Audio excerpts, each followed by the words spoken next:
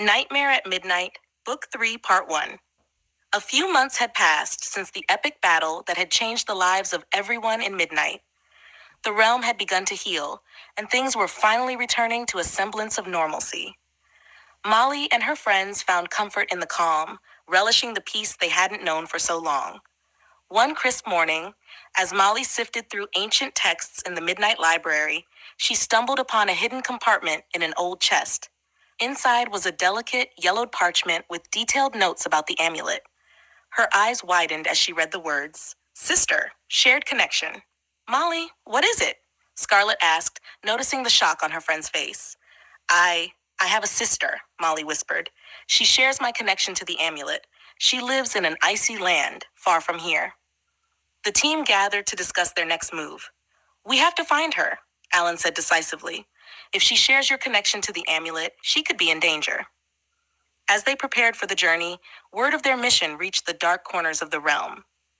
The crackskull commander, now paired with Stella, received orders to trail behind them. Despite his growing bond with Kelly, the commander couldn't resist the pull of duty. "We have to follow them," the commander told Stella as they donned their winter gear. "But I hate the cold, even if I am a penguin." Stella chuckled. "We'll manage." As they set off, the i- the icy winds bit at their faces. The crackskull commander grumbled, his breath visible in the freezing air. "This is unbearable," he muttered. "Why did it have to be the cold?" Meanwhile, back at the circuit spinner, Kelly discovered the mission. Her eyes narrowed as she read the orders. "So, he's off on a romantic adventure with Stella, is he?" she muttered, anger bubbling up inside her. The trek through the icy landscape was treacherous. Molly and her team pushed forward, determination driving them despite the harsh conditions.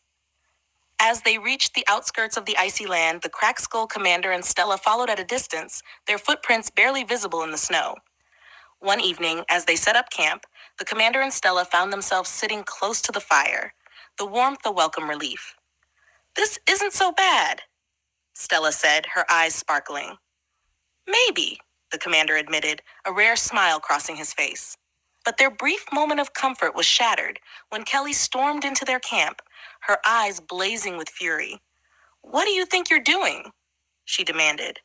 The commander stood up, startled. "Kelly, it's not what it looks like." "It never is with you, is it?" Kelly shot back, her voice trembling with anger and hurt. Back at Midnight's camp, Molly couldn't shake the feeling that they were being followed. She turned to Alan and Carol. "We need to be on our guard. I have a feeling we're not alone out here." The journey to the icy land was far from over, and the stakes were higher than ever. As the cold wind howled around them, Molly and her team braced themselves for the challenges ahead, unaware of the conflicts brewing behind them.